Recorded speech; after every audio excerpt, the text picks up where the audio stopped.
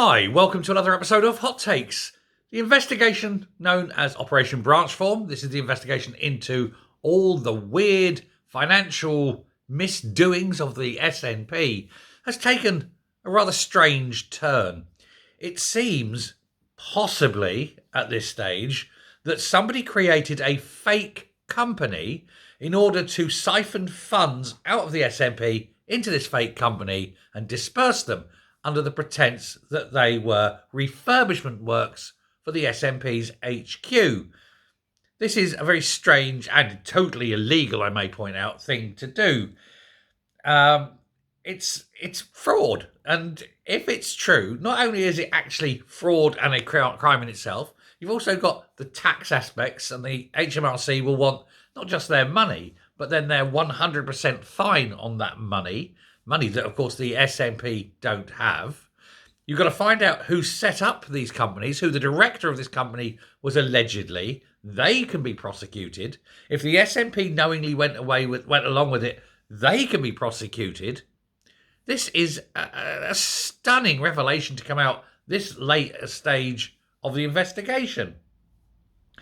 But this so-called phantom company, which was allegedly created, we don't know all the details yet. This is still an ongoing breaking story. Used money, and so what would happen is money would be handed over. They'd create fake invoices saying alleged random work on the HQ. They'd pay the bills, in it would go, then the money would be dissipated out. It's money laundering, effectively. But this is a massive development, so late in the day. Obviously, Murrell is still under investigation. Well, he's not under investigation. He's been charged with embezzlement, but he's still under investigation for other things. And I'm wondering if he was involved in this, possibly, allegedly. Sturgeon herself is still on the hook. She's not been cleared yet. Is she aware? Is she involved in this? Is she anywhere near it? That would be interesting to see. However, it seems that over £100,000 has been lifted out of SNP funds into this fake company for work on a media centre, whatever that is. It's so bland in description, it could be anything. And this is money paid in by all the members. They are £2 a month payment or whatever it is. They've paid all this money in, and then this has basically been fraudulently lifted out. Money that people... And, I mean, I disagree, of course, with their politics, but they're allowed to have them, and they're allowed to support the party. But if these people are paying into a party that is then stealing from them, fraudulently taking funds that these people are legitimately, and as far as they're concerned, rightly putting in to push their political desires, and I have no problem with that. That's up to them if they want to do it.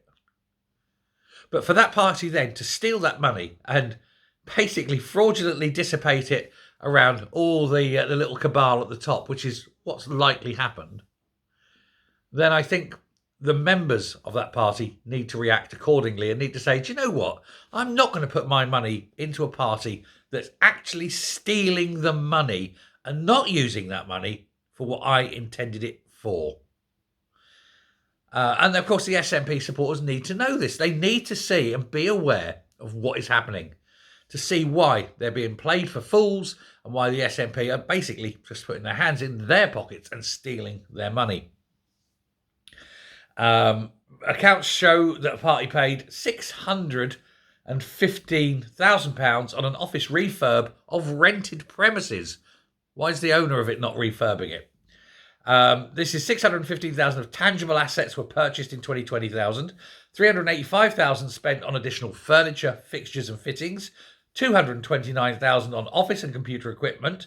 Almost £500,000 of potential embezzlement money is now being considered in total by the police. Unbelievable. So, apart from the 100,000 in cash that's gone missing, a further £500,000 in alleged hardware, fixtures, fittings and things for which there is no evidence has been paid into a phantom company. And a source told the Sunday Mail a bank flagged up large transactions on SNP-related accounts to the police last year in 2023, which they wanted to query. The bank was acting in line with its legal duties. Often these things turn out to be perfectly innocent. Someone is buying a house, for example, but there is a process that has to be gone through. And they've gone through it. They've contacted the police. The police have investigated, and they're saying, this is a company that doesn't exist, and this is £500,000 of purchases and £100,000 in cash that seems to have disappeared. And of course, you've got a man all connected and deeply involved with all this aspect who's currently on trial or currently waiting trial for embezzlement. It's not looking good, is it? Heads must roll. The police must, I think, rearrest everyone involved and re-question them. An interview without coffee. There needs to be an early morning knock on the door at Sturgeon's house and others and all the others.